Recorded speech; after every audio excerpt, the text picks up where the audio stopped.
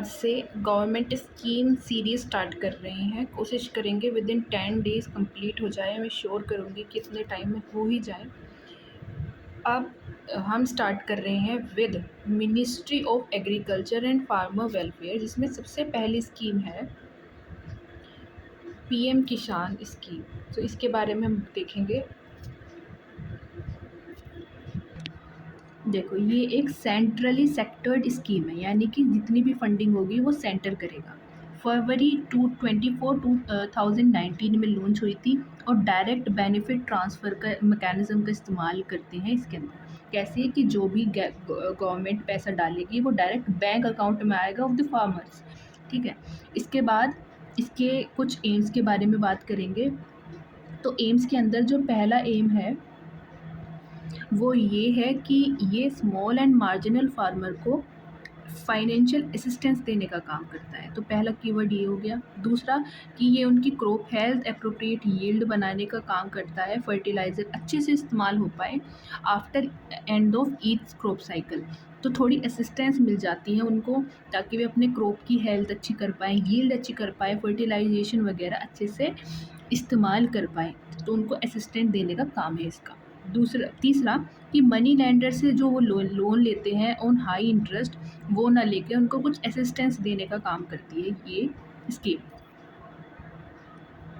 चलिए अब जल्दी से रिवाइज करते हैं। सबसे पहले हमने इंट्रोडक्शन में 3 चीज़ें देखी। सबसे पहले कि ये सेंट्रली स्पॉन्सर्ड स्कीम है, ठीक है। सेकंड चीज़ हमने देखी कि 24 फ़ेब 2019 के अंदर लॉन्च हुई थी, ठीक है। और तीसरी चीज़ जो हमने देखी कि डायरेक्ट बेनिफिट ट्रांसफ़र का इस्तेमाल होता है इसके अंदर। इसके बाद जो हमने देखा था इसका एम एंड ऑब्जेक्टिव, जिसमें 3 पॉइंट्स थे। पहला पॉइंट ये था कि स्मॉल एंड मार्जिनल फार्मर्स को बेनिफिट देने का काम करती है। दूसरा कि उनकी क्रॉप यील्ड अच्छी हो, ठीक है, और हेल्थ अच्छी बनी रहे, फर्टिलाइज़र का इस्तेमाल करे, ये चीज़ें देखता है। और तीसरी चीज़ जो हमने देखी थी वो ये थी कि जो मनी लेंडर पे भी डिपेंडेंट है वो ना हो। अब नेक्स्ट बात चलते हैं इसके साइलेंट फीचर्स की। तो इसमें सबसे पहला जो फीचर आता है कि इसमें 6000 दिए जाते हैं in the instalment, in 3 instalment 2000 की 4 मंथ के गैप के साथ, यानी 4 मंथ का गैप होगा, फिर 2000 रुपये आएंगे इन द अकाउंट, फिर दूसरे इंस्टॉलमेंट में फिर 2000 एंड थर्ड इंस्टॉलमेंट में फिर 2000। तो ऐसे 6000 आते हैं इन द इंस्टॉलमेंट ऑफ 3। इसके बाद सेंट्रल, अब इनको डिटेक्ट कैसे करेंगे, तो सेंट्रल और यूनियन गवर्नमेंट जो होती है वो डायरेक्टली मिलकर सेंट्रल और यूटी गवर्नमेंट, सेंट्रल और यूनियन टेरिटरीज़ की जो गवर्नमेंट है वो मिलकर इन बेनिफिशियरीज़ को डिटेक्ट करने का काम करेगी। बेनिफिशियरी को डिटेक्ट करने के बाद अब कौन सी सिस्टम से डिटेक्ट करेगी, with the land current land ownership system और लैंड रिकॉर्ड, जो भी उनका डाटा होगा उसकी हेल्प से। इसके बाद इसको भेजा जाएगा in the public finance management system के अंदर। इस सिस्टम के अंदर भेजने के बाद ये प्लेटफॉर्म क्या करेगा, इसमें जो भी हमारे बैंक हैं उनकी ऑथेंटिसिटी को ऑथेंटिकेट करेगा, प्लस आधार कार्ड को ऑथेंटिकेट करने के बाद उसको फिर स्टेट के पास भेज देगा फॉर फिजिकल सिग्नेचर। रिवाइज करें ये। तो अभी हमने देखा कि 6000 आ रहे हैं इन 3 इंस्टॉलमेंट्स, ठीक है। और उसके बाद हमने देखा कि स्टेट एंड यूनियन टेरिटरीज़ की जो गवर्नमेंट है वो डिटेक्ट करेंगी कौन से मेथड के through, current land ownership system या फिर लैंड रिकॉर्ड्स के थ्रू, और इसको डायरेक्ट भेज देगी in the platform named public finance management system. एक इस तरीके का प्लेटफॉर्म है। ये क्या करेगा कि जो बैंक है उनको वैलिडेट करेगा, जो हमारे आधार है उनको ऑथेंटिकेट करेगा, और इसके बाद इसको भेज देगा to the state for physical signature, ठीक है, स्टेट के पास भेजने का काम करेगा। ये हुए इसके फिज़िकल फीचर्स। अब नेक्स्ट बात करेंगे कवरेज एंड एलिजिबिलिटी। तो इसके अंदर क्या है कि जो जिन फार्मर के पास इनिशियली जो 2 हेक्टेयर के लैंड ओनर्स थे उनको ये दिया जाता था, लेकिन उसके बाद जब प्लान आया तो उसको सभी फार्मर्स के लिए एक्सटेंड कर दिया गया। अब सबसे ज़्यादा इम्पोर्टेंट क्या है कि किन लोगों की इनमें एलिजिबिलिटी है। तो सबसे पहले जो भी इंस्टीट्यूट लैंड होल्डर्स हैं, ठीक है, इंस्टीट्यूट लैंड ओनर्स हैं, तो उनको जैसे कि हमारी कंपनीज़ हो गई या फिर यूनिवर्सिटीज़ के अंदर जो लैंड आता है वो इसमें इंक्लूड नहीं करा जाएगा। साथ में जो भी ऐसे फार्मर हैं जिनका कोई भी मेंबर इन फॉलोइंग कैटेगरीज़ के अंदर आएगा जो हम पढ़ेंगे। कौन-कौन? सबसे पहला है कि कॉन्स्टिट्यूशनल पोजीशन होल्ड करते हों, जैसे कि प्रेसिडेंट, वाइस प्रेसिडेंट एक्सेट्रा। इसके अलावा कोई भी लेजिस्लेचर होल्ड करती हों, ठीक है, प्रीवियस या फिर करंट, यानी कभी पहले या फिर अब करंट में भी। लोकसभा हो, राज्यसभा हो, स्टेट लेजिस्लेचर या फिर स्टेट लेजिस्लेटिव काउंसिल। किसी म्युनिसिपल कॉरपोरेशन का मेयर हो या फिर चेयर करता हो डिस्ट्रिक्ट पंचायत को, वो भी इंक्लूडेड नहीं है। कोई भी सेंट्रल और फेडरल मिनिस्टर हो, यानी कि सेंट्रल और स्टेट के जो मिनिस्टर्स होते हैं उनको भी इसमें इंक्लूड नहीं करा गया है। इसके अलावा जितने भी ऑफिसर्स और एम्प्लॉयज़ हैं under central and state government, वे भी इंक्लूड नहीं है इन दिस। इसके अलावा ये तो इंक्लूड है ही नहीं, लेकिन कुछ एक्सेप्शन है। कौन-कौन सा? एक तो मल्टीटास्किंग स्टाफ जो है और ग्रुप डी के जो वर्कर हैं उनको इंक्लूड करा गया है। इसके अलावा जो रिटायर्ड पेंशनर्स हैं, अगर उनको 10,000 या फिर 10,000 से ज़्यादा रुपए मिलते हैं, उनको भी इंक्लूड नहीं करा गया है। साथ में कुछ एक्सक्लूज़न है, जैसे कि मल्टीटास्किंग एम्प्लॉइज़, ठीक है, इनको क्या करा गया है? एक्सक्लूड करा गया है। इसके अलावा doctor, engineer, lawyer, chartered accountant और आर्किटेक्ट, इनको भी एक्सक्लूड करा गया है अगर वे इनकम टैक्स पे करते हो, ठीक है, in the recent assessment year के अंदर। चलिए एक बार रिवाइज़ करने की कोशिश करते हैं। तो सबसे पहले हमने पढ़ा कि 2 हेक्टेयर जिनके पास लैंड था इनिशियली वे इंक्लूड थे, लेकिन बाद में सभी को इंक्लूड कर दिया गया था। सेकंड कि कौन-कौन इंक्लूड नहीं है, वो कैटेगरी भी जाननी ज़रूरी है। तो सबसे पहले जो भी इंस्टीट्यूशनल लैंड होल्डर्स हैं, दूसरा कोई भी कॉन्स्टिट्यूशनल पोजीशन को होल्ड करता है वो भी इंक्लूड नहीं है। तीसरा कोई भी लेजिस्लेचर का कोई भी मेंबर है, उस पहले हो या फिर अब हो, उसको भी इंक्लूड नहीं करा गया है। साथ में कोई भी सेंट्रल और स्टेट गवर्नमेंट के अंदर जो भी एम्प्लॉय या फिर ऑफिसर्स हैं उनको भी इंक्लूड नहीं करा गया, एक्सक्लूडिंग टू एक तो मल्टीटास्किंग स्टाफ एंड दूसरा था what second group 4 group group D के अंदर जो भी वर्कर्स थे उनको इंक्लूड नहीं करा गया था। इसके अलावा जितने भी हमारे प्रोफेशनल्स हैं like doctor, engineer, lawyer and chartered accountant थे, ठीक है, और एक और बचता था शायद आर्किटेक्ट, तो इनको भी हम इंक्लूड नहीं करते हैं अगर वे इनकम टैक्स देते हों in the current assessment year, तो इन सबको हम एक्सक्लूड करते हैं। अब देखते हैं इसका सिग्निफिकेंस क्या है। सबसे पहला कि कितना कैश बेनिफिट हो चुका है। 11 करोड़ फार्मर्स को बेनिफिट मिला है 1.7 लाख करोड़ रुपीज़ के आसपास, ठीक है। सेकंड सिग्निफिकेंस है कि इंक्रीज़ का कवरेज इंक्रीज़ कर दिया गया था ताकि उनको थोड़ी डोमेस्टिक नेसेसिटीज़ के हिसाब से, एग्रीकल्चर और उससे रिलेटेड एक्टिविटीज़ के हिसाब से थोड़ी असिस्टेंस मिल जाए। अब हर स्कीम के कुछ ना कुछ चैलेंजेस रहते ही हैं, इसमें भी है, जैसे कि इनएडुकेट डाटाबेस कि कुछ इस स्कीम के अंदर क्या हुआ कि कुछ ऐसे फार्मर जिनको नीड है उनको इंक्लूड ही नहीं करा गया, और जिनको एक्सक्लूड करना था उनको एक्सक्लूड नहीं करा गया। तो ये एक डाटाबेस की क्या है, एक कमज़ोरी है। Next, identification of beneficiary challenging कि वो फार्मर्स जिनको बेनिफिशियरी मिलनी चाहिए कई बार उनको इंक्लूड नहीं करा गया, जैसे कि सेंसस हुआ था इन 2015 एंड 16, उसके अंदर 14.65 करोड़ लैंड होल्डिंग थी, लेकिन अब क्या हुआ कि जैसे फैमिलीज़ है लेकिन उनके बच्चे हुए तो उनमें लैंड डिवाइड होता है, लेकिन ओनर अभी भी एक है, तो इस बेसिस पर सिर्फ इस ओनर के बेसिस पर ही इसको क्या मिल रहा है, वो बेनिफिट का स्कीम का बेनिफिट मिल पा रहा है। लेकिन करेंटली ये भी एलिजिबल है क्योंकि लैंड डिस्ट्रीब्यूट काफ़ी सारे लोगों में हो रहा है, तो इस वजह से इन आइडेंटिफिकेशन का कुछ चैलेंजेस फेस करने पड़ रहे हैं इन द रिसेंट ईयर। और जो थर्ड पॉइंट है कि जो राशि सरकार दे रही है वो एडिक्वेट नहीं है, काफ़ी कम है, मतलब इतना is not affordable, around 500 rupees per month बैठता है, तो ये इनएडुकेट है फॉर फार्मर। एक बात ये भी कही जाती है कि अभी तक सारे फार्मर्स इंक्लूड नहीं हुए हैं इसके अंदर, ठीक है। अब इस स्कीम के अंदर जो भी लैंडलेस फार्मर है उनको इंक्लूड नहीं करा गया है।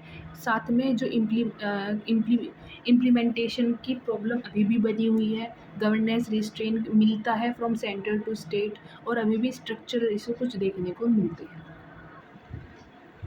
स्ट्रक्चरल इशू से मेरा मतलब ये है कहने का कि हमने उनको बेनिफिशियरी तो प्रोवाइड करती है डायरेक्ट कैश करके, लेकिन उनका जो एक इरिगेशन का एक मुद्दा है, इरिगेशन की प्रॉब्लम है, साथ में स्टोरेज की एक प्रॉब्लम है, साथ में मार्केट की जो एक प्रॉब्लम है, ये जो प्रॉब्लम है ये इनसे डील नहीं कर पाए, ठीक है। तो ये इस वजह से इसको स्ट्रक्चरल इशू भी बोला है।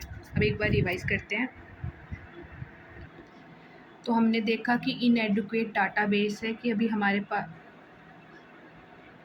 पास डाटा की कमी है। इसके अलावा आइडेंटिफिकेशन अभी अच्छे से नहीं हो पाया है अगर मल्टी मेंबर्स हो इन द फैमिली, क्योंकि जॉइंट फैमिली है तो उसमें बेनिफिशियरी का ट्रांसफ़र थोड़ा मुश्किल हो जाता है। इसके बाद हमने देखा कि यस, इनएडुकेट फाइनेंशियल सपोर्ट की काफ़ी कम है अमाउंट। साथ में ऑल फार्मर इंक्लूड नहीं करे गए हैं, जितने जो पुअर फार्मर हैं जिनके बैंक अकाउंट एक्सेस नहीं है तो उनको ये बेनिफिशियरी नहीं मिल पाती। जो लैंडलेस फार्मर्स हैं उनको इंक्लूड ही नहीं करा गया। साथ में इम्प्लीकेशन में प्रॉब्लम आ रही है, गवर्नेंस रिस्ट्रेन है, साथ में अभी स्ट्रक्चरल इशू की बात करी थी। चलिए एक बार फिर से रिवाइज करते हैं। सबसे पहले हमने डाटाबेस की कमी देखी कि डाटाबेस एडुकेट नहीं है। साथ में बेनिफिशियरी इशू है, अगर मल्टीपल फैमिली मेम्बर्स हैं तो उनमें डाटा मतलब जो बेनिफिशियरी है ट्रांसफ़र करने में प्रॉब्लम आती है। इसके अलावा हमने थर्ड पॉइंट जो देखा था, फाइनेंशियल असिस्टेंस कम है, फाइनेंशियल असिस्टेंस काफ़ी कम है। अगला जो पॉइंट है कि पुअर जो फार्मर हैं उनको भी इंक्लूड कर नहीं करा गया है सभी को, ऑल्दो काफ़ी सारे फार्मर्स इंक्लूड हुए हैं लेकिन अभी भी रहते हैं।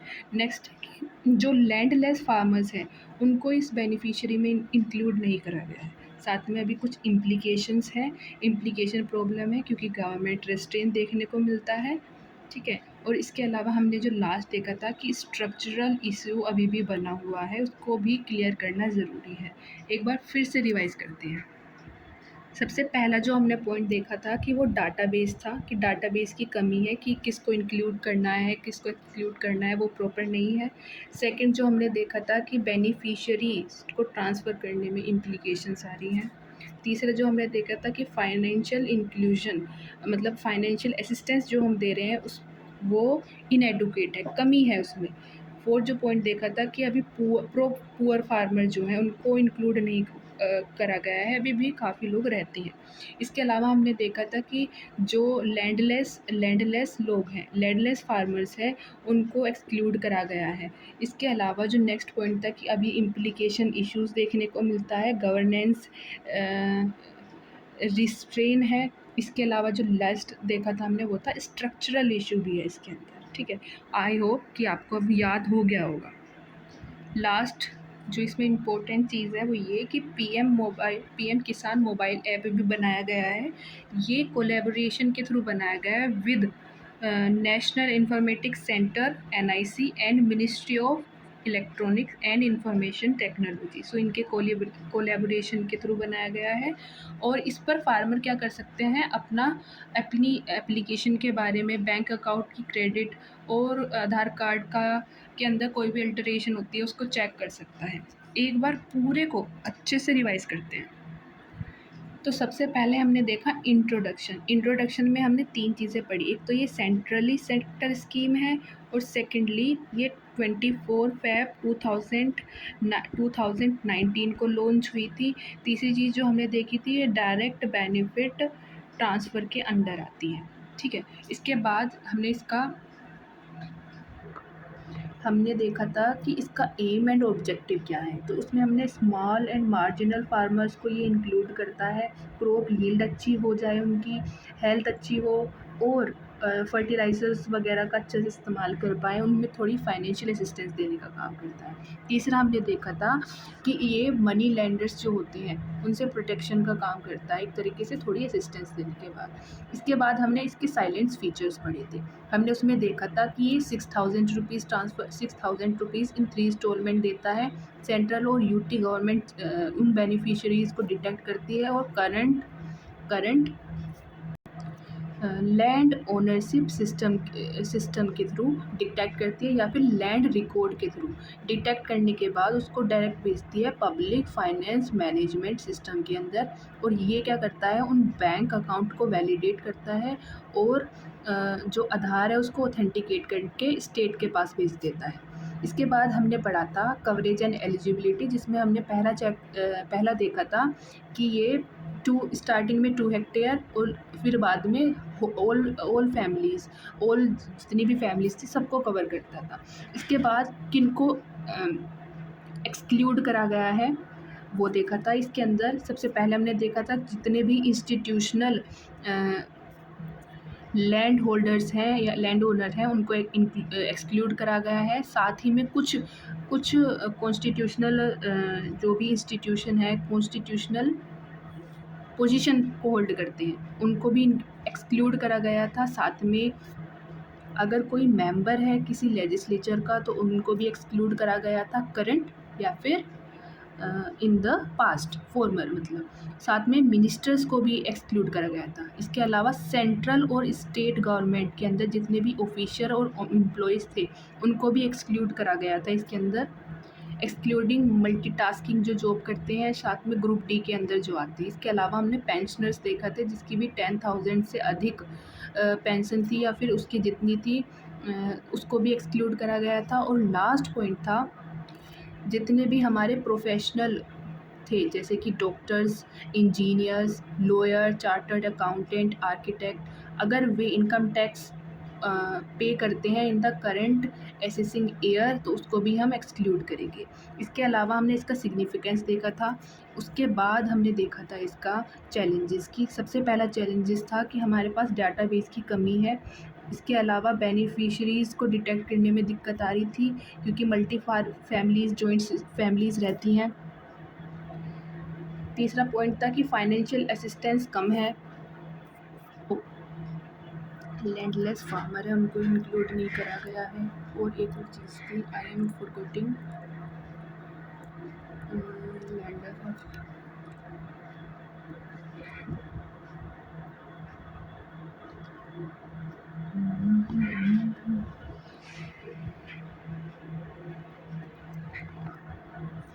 तो डाटाबेस की कमी थी, बेनिफिशरीज़ का पता नहीं लग पाता है क्योंकि मल्टी फैमिलीज़ एक साथ रहती हैं। इसके अलावा फाइनेंशियल असिस्टेंस जो मिल रही है वो कम है।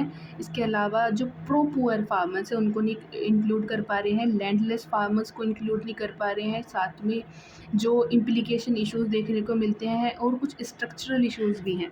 तो ये सभी बातें हमने चैलेंजेस में देखी थी। साथ में हमने पीएम जो किसान ऐप है उसकी बात करी थी जो कि NIC and ministry of electronic and information technologies के दोनों की कोलैबोरेशन से बनाई गई है, ठीक है। और इस पे जो फार्मर है अपना स्टेटस चेक कर सकते हैं। So this is it for the next one. Thank you.